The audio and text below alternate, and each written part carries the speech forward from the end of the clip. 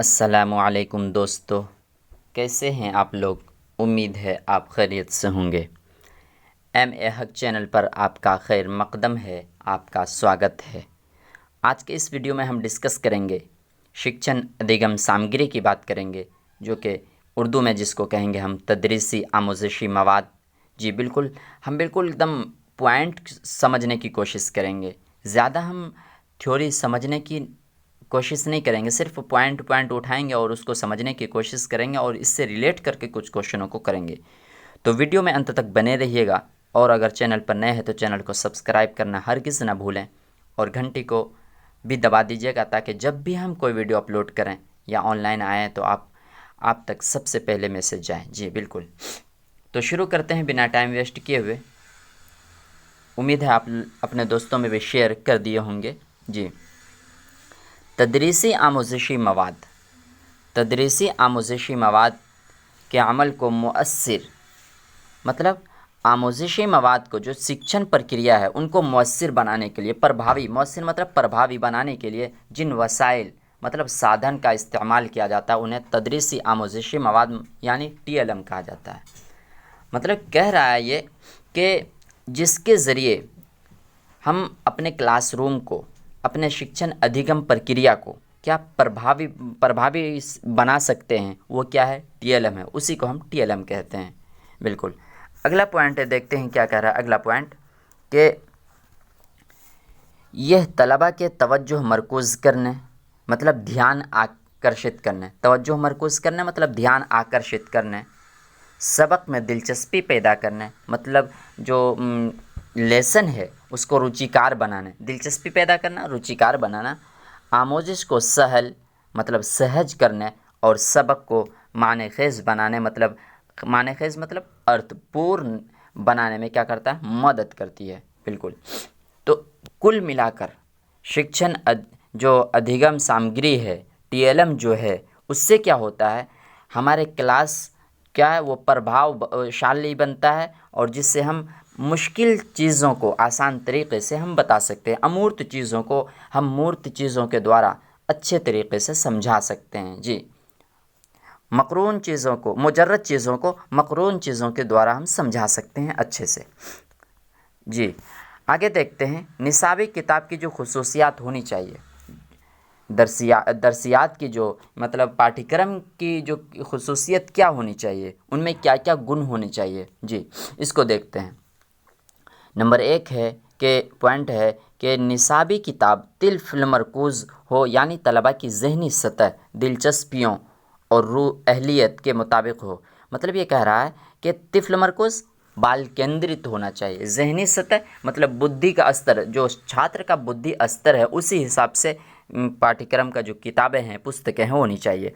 दिलचस्पियों मतलब रुचियों, और अहलियत मतलब योग्यता, जो उनकी योग्यता है उसी के आधार पर होना चाहिए। ऐसा नहीं है कि बच्चे की सतह, बुद्धि की सतह कम है, 5 क्लास की बुद्धि की सतह है उनकी, और आप उनको उनकी पाठ्यक्रम, उनकी पुस्तकें जो बना रहे हैं उसको क्या कर रहे हैं, आप 8 क्लास की बना रहे हैं, तो बिल्कुल बिल्कुल वो दिलचस्पी नहीं लेगा और उनको समझ में नहीं आएगा। बिल्कुल, तो अगला पॉइंट है दरसी किताब मतलब पाठ्य पुस्तक में मुख्तलिफ़ असनाफ जैसे ड्रामा, मज़मून, विषय, कहानियों, मुकालमा मतलब वार्ता, नज़में मतलब कविता, सफ़रनामा मतलब यात्रा, यात्रा कह सकते हैं इसको, लेकिन सफ़रनामा का असल होता क्या है कि आप कहीं सफ़र कर रहे हैं तो उसको शैक्षणिक तौर पर आप उनको लिखते हैं कि हमारे सफ़र में क्या क्या हुआ, हमने क्या क्या पेश किया। जी, उन तमाम चीज़ों को लिखते हैं, तो उसी को हम सफ़रनामा कहते हैं। आप बीती कहते हैं कि जो ज़िंदगी में गुज़रा हुआ है, जो गुज़र रहा है उसके ज़िंदगी में, वो अपने आप पे व्यतीत जो हुआ है उसके ऊपर वो तमाम चीज़ों को कलमबंद करता है, लिखता है, तो उसी को आप बीती कहते हैं। वगैरह को मकाम दिया जाता है। मतलब ऐसे पाठ्य पुस्तक हो जिसमें क्या हो, अलग अलग तरह के ड्रामे हो, मज़मून हो, नज़में हो, ऐसी चीज़ें होनी चाहिए। सिर्फ खाली एकदम तो ये आप परिभाषित कर दें किताबों को तो बच्चा क्या होगा, दिलचस्पी ही नहीं लेगा। जब बच्चा दिलचस्पी नहीं लेगा तो मज़ा नहीं आएगा आपको भी। हमारा मकसद, हमारा उद्देश्य क्या है, बच्चों को सिखाना, चाहे वो कहानी थ्रू सिखाएं, चाहे वो सिर्फ परिभाषा के थ्रू सिखाएं। अलग तरीक़ों से हम उनको सिखा सकते हैं। तो बच्चा जिस चीज़ में ज़्यादा रुचि लेगा हम उन्हीं को प्रेफरेंस देंगे, उसी को महत्व देंगे। बिल्कुल।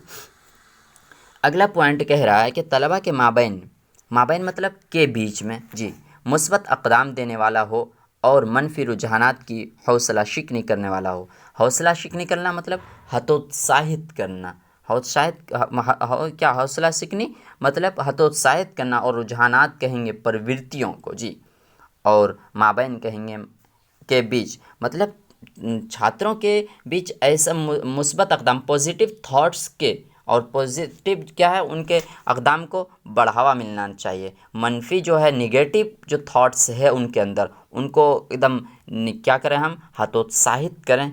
ऐसा पाठ्यक्रम होना चाहिए, पाठ्य पुस्तक ऐसी होनी चाहिए बिल्कुल, कि उनको मोटिवेट हमेशा करते रहें, हतोत्साहित ना करें, उनको प्रोत्साहित हमेशा करते रहें, ऐसी रहे।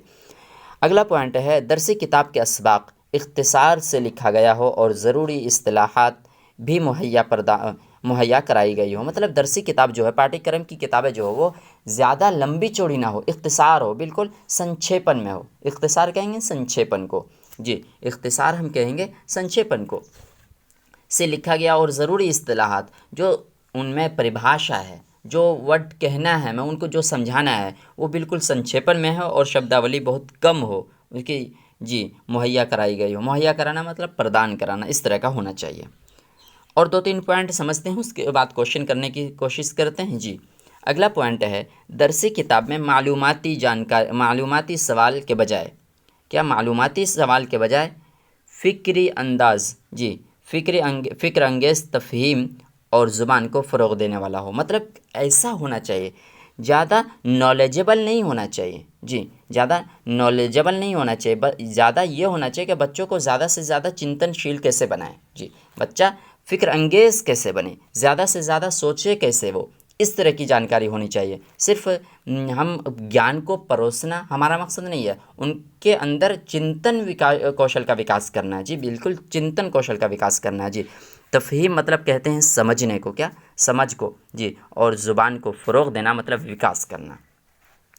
अगला पॉइंट है दरसी किताब में अमली काम और सरगर्मियों को मकाम दिया गया हो और मज़ीद मुताला के लिए भी तलबा की रहनुमाई की गई हो। मतलब ऐसा दरसी किताब होना चाहिए, पाठ्यक्रम ऐसा होना चाहिए जिसमें क्या हो, एक्टिविटी रखा गया हो। अमली काम और सरगर्मी मतलब एक्टिविटी, काम करके सीखना।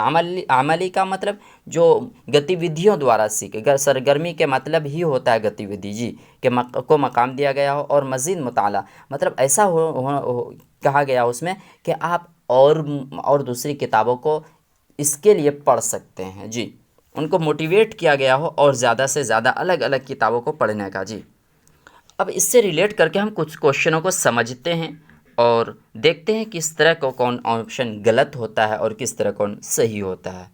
तो आप लोग भी अपने मन से जवाब देते रहिएगा जी, उसके बाद देखिएगा कितना सही आपका होता है और कितना गलत होता है, उसी हिसाब से आपको तैयारी करने में आसानी होगी जी।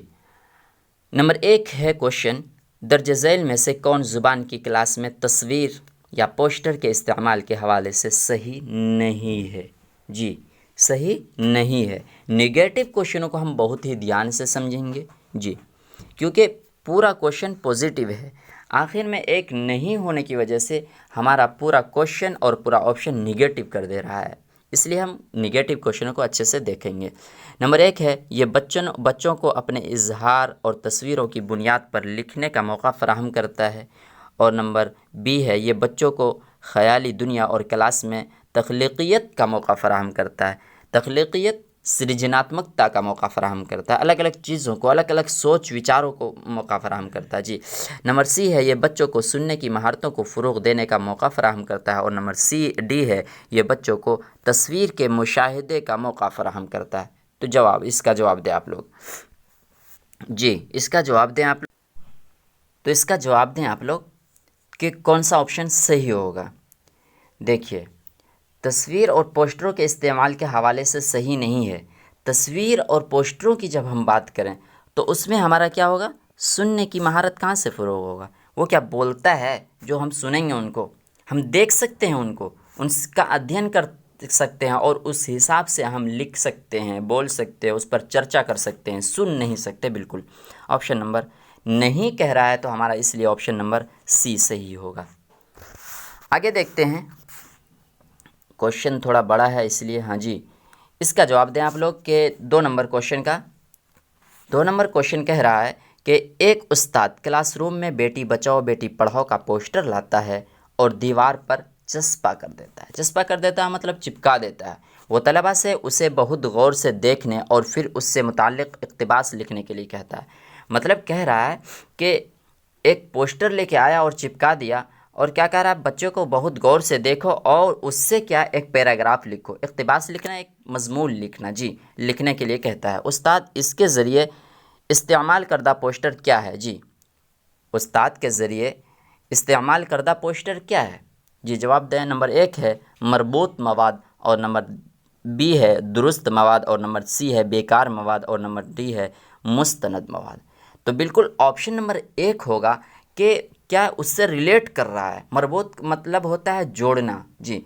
तो बच्चा क्या कर रहा है, लिख जो रहा है उस पोस्टर को, क्या, बेटी बचाओ बेटी पढ़ाओ का जो पोस्टर है उसको देख रहा है, उसका अध्ययन कर रहा है, उसके बाद क्या कर रहा है, अपने ख्यालों का उसी में मजबूत कर रहा है। क्या कर रहा है, वो मजबूत कर रहा है। तो बिल्कुल ऑप्शन नंबर 1 सही होगा।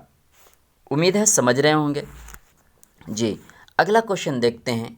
जी, मुख्तलिफ रंग बिरंगे तस्वीर से मुज़य्यन और डैश डैश आमोज़ का हिस्सा है। जी, नंबर 1 है पढ़ना और खुद पढ़ना और ख़ुद आमोज़श का हिस्सा, और नंबर बी है ख़ानदगी और ज़ुबान, और नंबर सी है ख़ुद हमजोली, और नंबर डी है स्कूल और कमरे जमाअत। जी,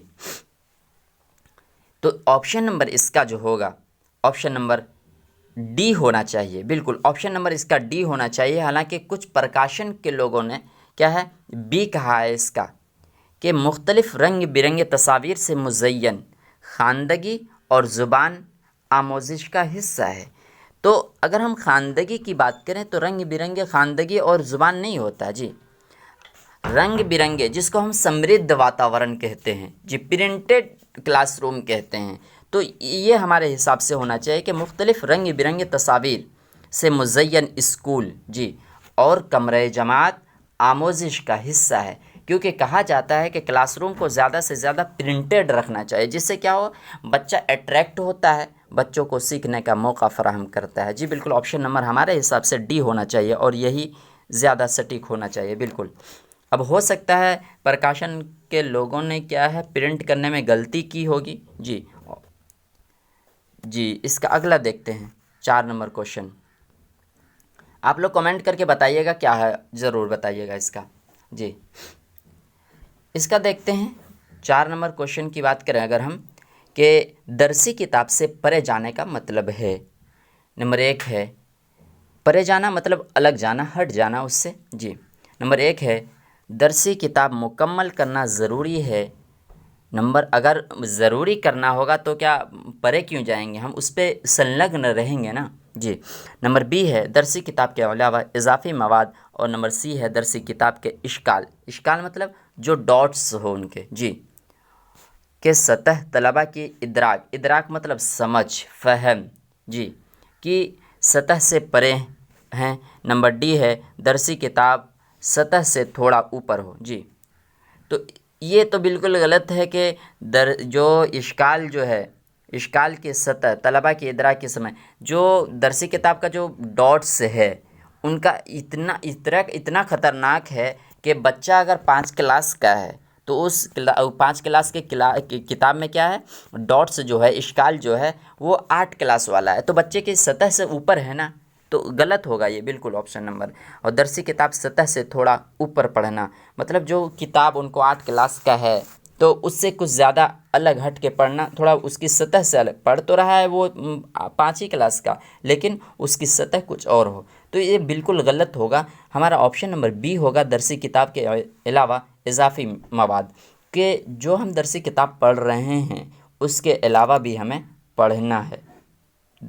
तो इसी को हम कहते हैं कि दरसी किताब से परे जाना। अगला देखते हैं इसको हम कि ऑप्शन नंबर ये क्वेश्चन नंबर कह रहा है 5 कि ज़ुबान की दरसियात में अदब को शामिल करना चाहिए, क्योंकि अदब कहते हैं साहित्य को, किसको? साहित्य को। ज़ुबान की जो भाषा की जो क्लासरूम है उसमें क्या है? दरसियात कहेंगे क्लासरूम को जी, शिक्षण प्रक्रिया को जी, उसमें क्या है? साहित्य को कह रहा है शामिल करने के लिए। क्यों? नंबर 1 है ये मुस्तनद मतलब प्रूव्ड जी, सत्यापित। मुस्तनद कहेंगे सत्यापित को जी, जो चीज़ सत्यापित हो चुकी हो जी, बिल्कुल वो सब कोई मानते हैं उनकी बातों को जो। ये मुस्तनद ज़ुबान की तदरीस और आमोज़िश का ज़रिया है। और नंबर बी है ये तलबा की तनक़ीदी गौर व फ़िक्र का मालिक बनाता है। और नंबर सी है ये निसाब का बोझ कम करने में मुआविन है। ये कम कहाँ कर रहा है? बढ़ा रहा है जी। नंबर डी है ये नए अल्फाज सीखने के लिए मुआविन है जी। जवाब दें इसका। तो ज़ुबान की दरसियात में अदब को शामिल करना चाहिए, क्योंकि क्या है? ये तलबा को तनक़ीदी गौर व फ़िक्र का मालिक बनाता है। जब वो अच्छे अच्छे अल्फाज को सीखेगा साहित्य से और उसके बाद वो दूसरों चीज़ों को ये करेगा, तो क्या है? वो उनकी तनक़ीदी सोच, आलोचनात्मक चिंतन प्रक्रिया जो वो क्या होगी? बढ़ेगी। तो ऑप्शन नंबर बिल्कुल बी होगा ऑप्शन जी। उम्मीद है समझ रहे होंगे आप लोग क्वेश्चनों को जी, क्वेश्चनों को आप लोग समझ रहे होंगे। एक दो क्वेश्चन और कर लेते हैं उसके बाद फिर जी। नंबर 1 है 17 नंबर क्वेश्चन की बात करें अगर हम, मतन पढ़ने में सबसे ज़्यादा किसकी अहमियत होती है जी? मतन जो पढ़ते हैं, मतन पढ़ना मतलब जो रीडिंग करते हैं हम उसी को कहते हैं मतन पढ़ना जी। पैराग्राफ जो पढ़ते हैं, मतन पढ़ने में सबसे ज़्यादा किसकी अहमियत है जी? नंबर 1 है सही तलफ़ुज़ के साथ पढ़ना। और नंबर बी है सभी एराब का दुरुस्त इस्तेमाल। एराब कहेंगे हम ज़बर ज़ेर पेश को। और नंबर 3 है मतन के माने समझना। और नंबर 4 है तेज़ रफ्तारी के से पढ़ना। तो बिल्कुल ऑप्शन नंबर क्या होगा?